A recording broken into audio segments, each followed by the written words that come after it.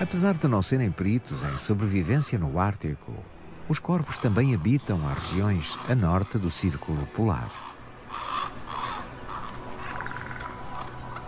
Frequentemente alimentam-se de carne em decomposição, sobretudo no inverno. Este é um dos principais motivos para a sua má imagem.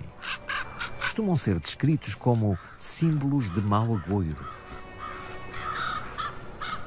Os corvos encontram muitas carcaças durante o inverno, uma vez que nem todos os animais sobrevivem a esta estação dura. Nestas condições, a carne permanece fresca durante muito tempo. Um banquete para os corvos. Outros animais que se mostrem interessados nas carcaças não são bem-vindos. Os corvos defendem o seu alimento. As águias sobrevivem caçando, mas é mais conveniente quando a presa já está morta. Não fossem os corvos.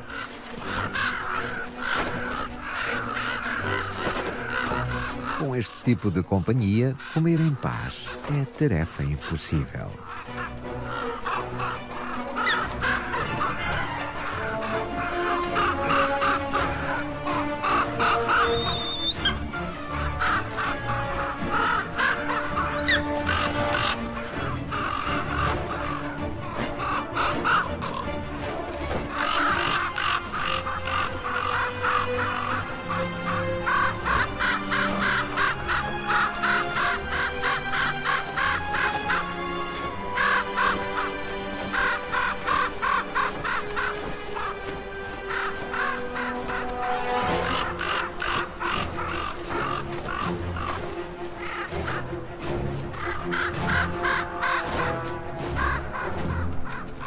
O glutão é um predador eficiente.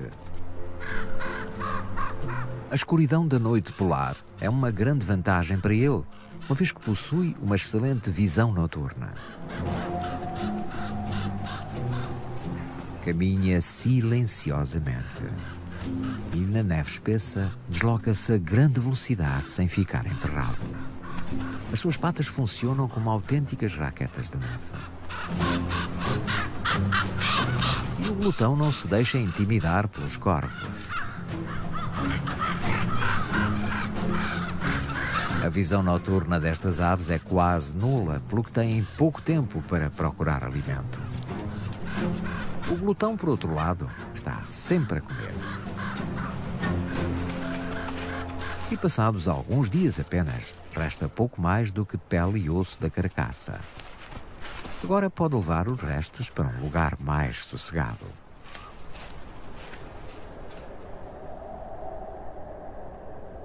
Não foi só o mundo animal que teve de se adaptar aos extremos desta região. As árvores de folha caduca passam o inverno num prolongado estado de repouso. Perdem as folhas e fortalecem as raízes, assim consomem pouca água. O solo congelado é quase tão seco como um deserto.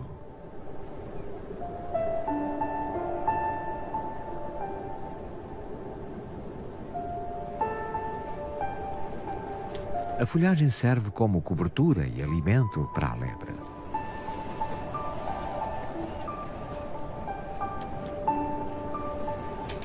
A neve funciona como uma plataforma e, com um pequeno esforço, até uma lebre consegue chegar aos rebentos mais altos.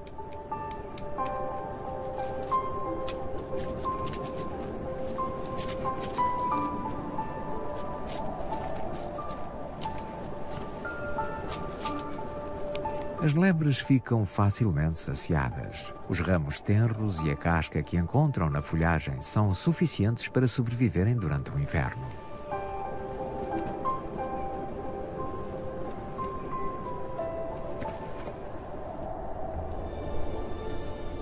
Nesta vastidão selvagem e sombria, apenas as espécies mais frugais e mais bem adaptadas sobrevivem.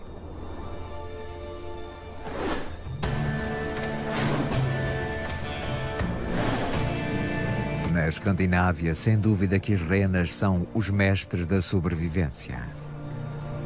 Na floresta não encontram alimento no solo porque este está coberto por uma espessa camada de neve.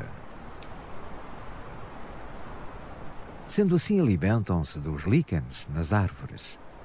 As florestas de bétulas são uma excelente fonte de alimento. Tudo o que esteja ao seu alcance é comestível para as renas.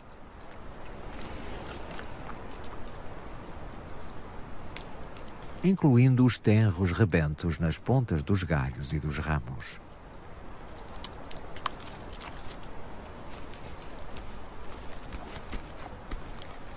Até as agulhas dos pinheiros são capazes de digerir.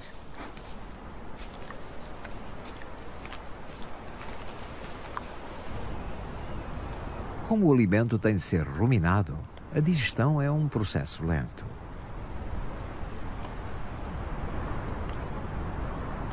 Mas estes períodos de descanso também servem para poupar energia fundamental para sobreviverem ao longo inverno. O mesmo se aplica às plantas. Com temperaturas abaixo de zero, também as coníferas interrompem o seu crescimento.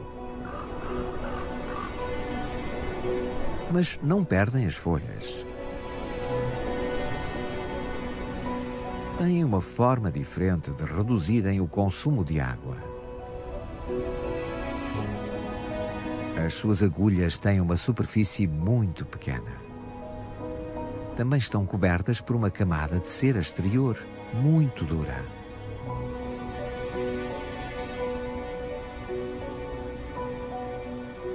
Os estômatos nas agulhas ficam cobertos, impedindo a umidade de evaporar. E a concentração de açúcar nas células aumenta de forma significativa, criando um agente anticongelante. Assim as árvores não ficam congeladas durante o inverno.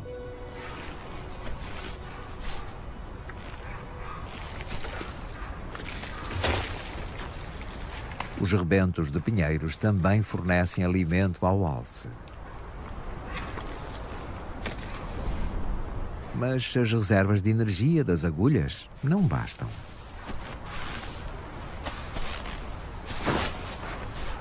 O inverno suga a energia a tudo.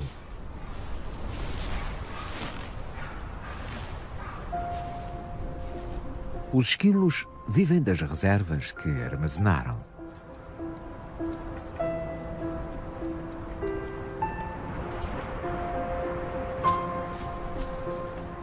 Nas florestas de coníferas também encontram pinhas.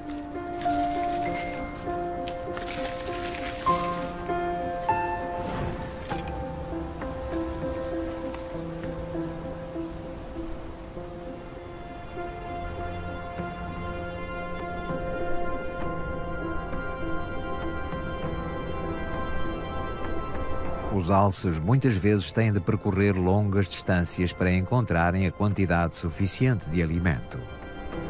Caminham sobre os rios congelados, permitindo-lhes percorrer vastas áreas.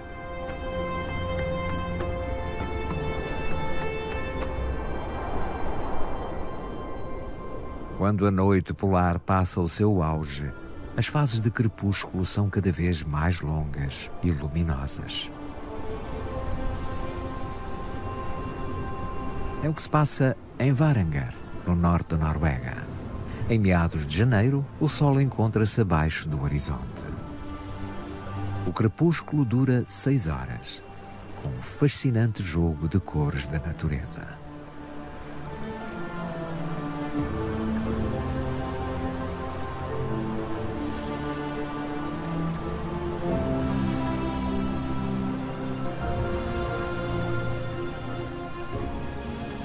Quando o sol emerge pela primeira vez, é apenas por breves momentos.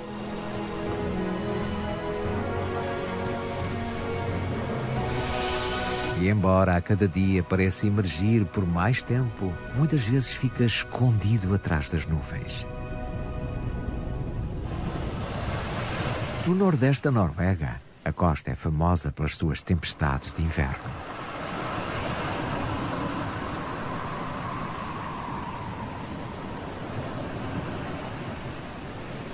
Contudo, o fiord de Varanger encontra-se numa zona abrigada.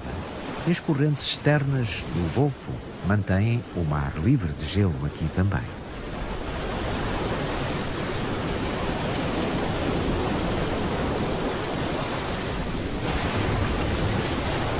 Aqui o Eider alimenta-se sobretudo de mexilhões, uma tarefa difícil na zona da arrebentação derivado à fraca visibilidade. Mas por entre as algas que dão à costa, encontram insetos aquáticos e outros moluscos.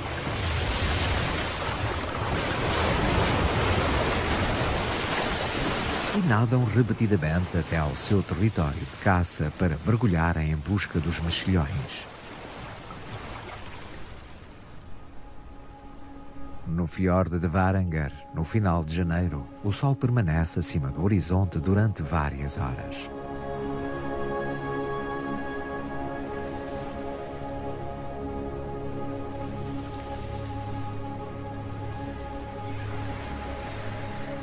Ainda está muito frio. Nos dias mais frios, o efeito de aquecimento da corrente do Golfo leva à formação de uma espécie de neblina que se forma sobre a superfície do mar. Esta neblina apenas ocorre quando existe uma grande diferença de temperatura entre a água do mar e a atmosfera.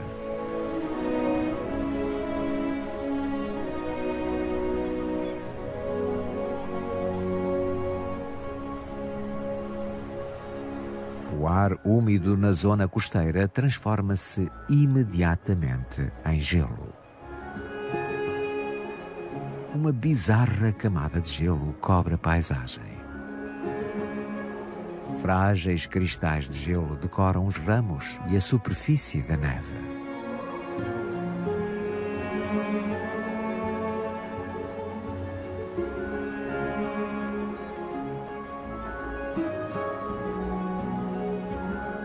O tempo que este fantástico lençol branco dura dependerá das condições meteorológicas, que aqui, no extremo norte, são completamente imprevisíveis. Nas baías e portos abrigados deste fiorde, as forças da natureza não são tão extremas como no mar alto. O que torna este lugar bastante popular para os patos.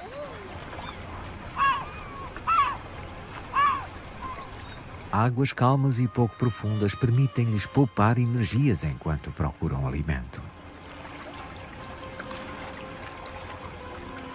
Até o raro Eider real gosta de visitar os portos e as marinas.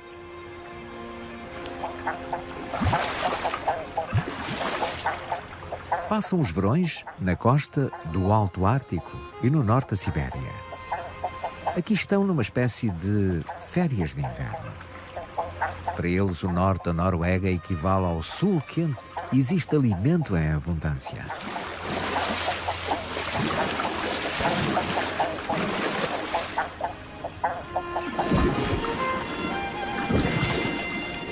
Mexilhões, ouriços do mar e estrelas do mar abundam por aqui. As gaivotas são péssimas predadoras, mas muito espertas.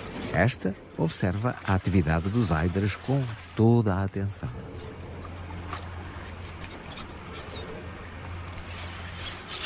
E decide avançar. Assustar os Eiders é um método para lhes roubar a pescaria. Tão depressa veio como foi.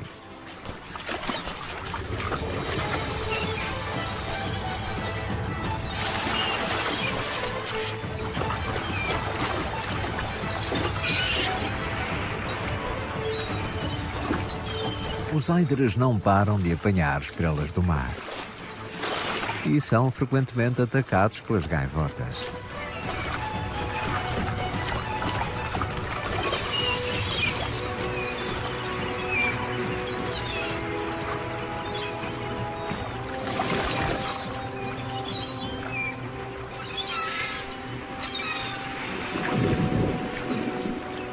Mas no final todos saem vencedores. Todos beneficiam da abundância do Oceano Ártico.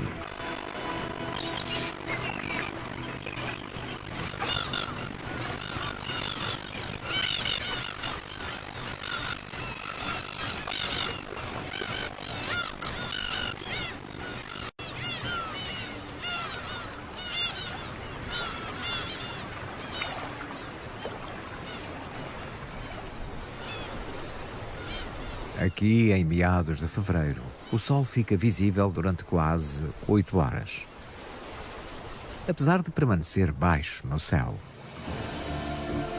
Em Spitsbergen ou em Svalbard, a cerca de 1000 quilómetros mais para norte, o Sol pode ser observado mesmo sobre o horizonte.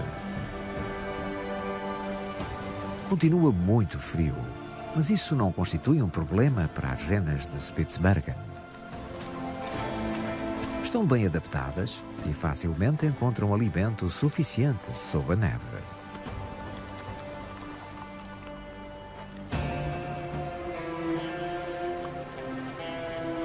Mas este ano os resultados das mudanças climáticas dificultam-lhes a vida. A meio do inverno as temperaturas subiram tanto que choveu, o que resultou na formação de uma espessa camada de gelo sobre o solo. As renas não conseguem alcançar o seu alimento.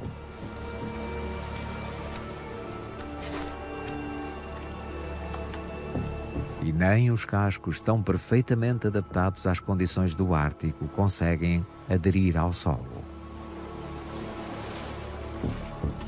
Vêem-se forçadas a deslocar-se para terrenos rochosos, muito mais pobres em alimento. A sobrevivência tornou-se muito mais difícil.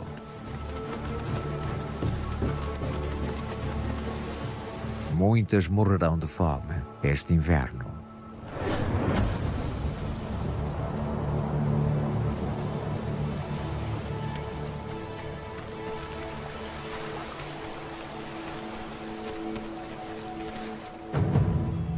A raposa do Ártico também enfrenta dificuldades. A camada de gelo impede-a de chegar às suas reservas de alimento.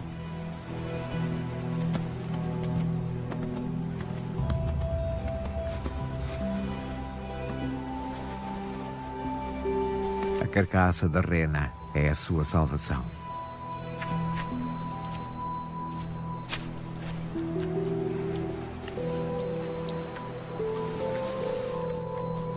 Quando está frio, a carcaça permanece fresca durante muito tempo, fornecendo à raposa reservas de alimento para muitos dias. Embora seja trabalhoso remover a carne congelada dos ossos.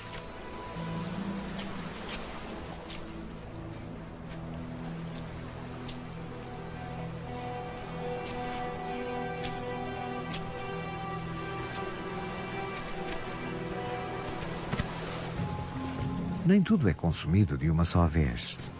A raposa do Ártico sabe como gerir os seus recursos. E graças a um nevão que entretanto caiu, pode esconder a carcaça debaixo da neve.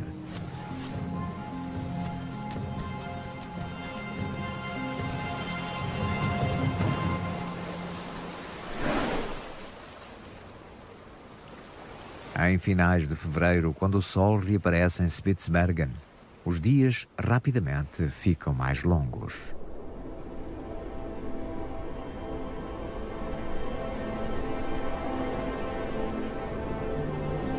Em inícios de março, os dias já duram 6 horas. Mas tão a norte, a paisagem continuará gelada.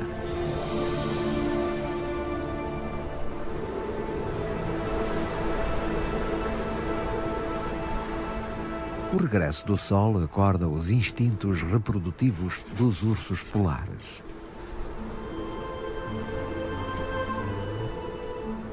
O macho coloca-se perto de uma família.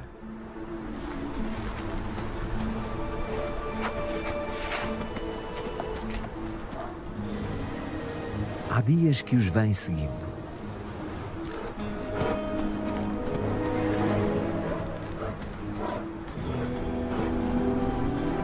As crias estão quase independentes, mas ainda têm muito que aprender para conseguirem sobreviver no Ártico. Usando o seu apurado olfato, localizam uma foca pelo odor e tentam detectá-la debaixo do gelo.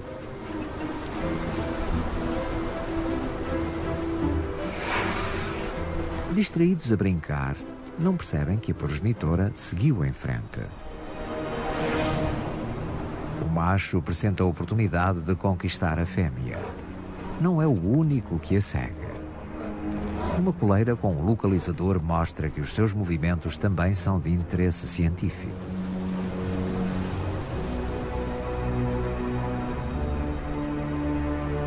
Um pouco depois, constatamos que conseguiu separá-la da família.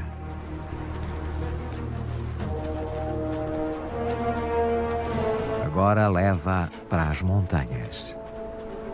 Esta é a plataforma nupcial dos ursos polares em Spitsbergen. As crias apercebem-se tardiamente que a progenitora desapareceu, mas detectam seu odor e seguem-no até às montanhas. A fêmea ainda não está no cio. Ele não aceita. Ela escolhe o caminho mais rápido para descer a montanha.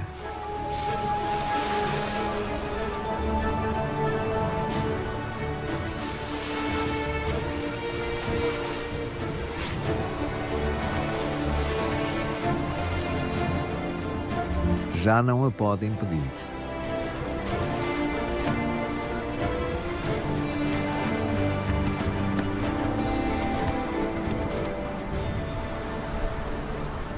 E enquanto ela se volta a reunir com as suas crias,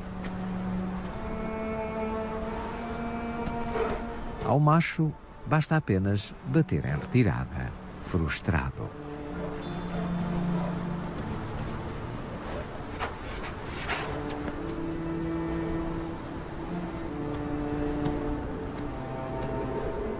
Um grande revés. Mas não desistirá enquanto não alcançar o seu objetivo. Em março, o dia e noite têm praticamente a mesma duração. Do Círculo Ártico ao Polo Norte, o Sol regressa em força. Apesar da neve e do gelo, as horas mais longas de luz indicam o início da primavera, sobretudo para os animais. Em breve, os penhascos costeiros voltarão a ser densamente povoados. As gaivotas tridáctilas passaram o inverno no mar. Agora, em março, vêm para a terra para se reproduzirem. Os locais de nidificação mais seguros a meio dos penhascos são os mais procurados. O que desencadeia lutas acesas.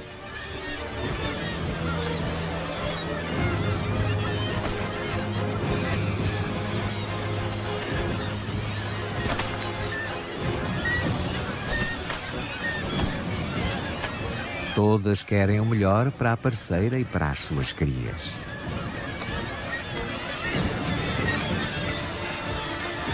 O mais difícil é manter o lugar depois de ocupado.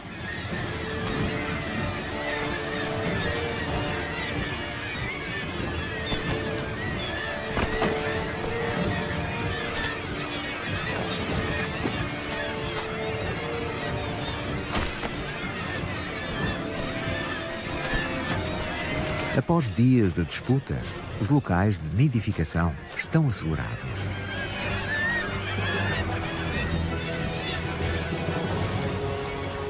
E a próxima geração vem a caminho.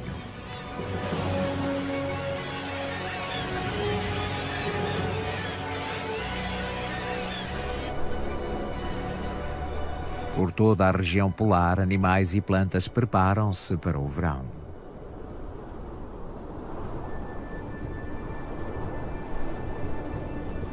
Nos finais de março, a noite polar termina por fim. O sol volta a reinar.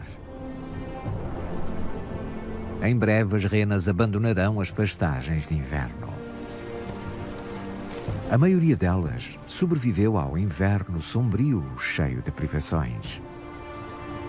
A neve vai derreter. E a magia do inverno desvanecer-se-á.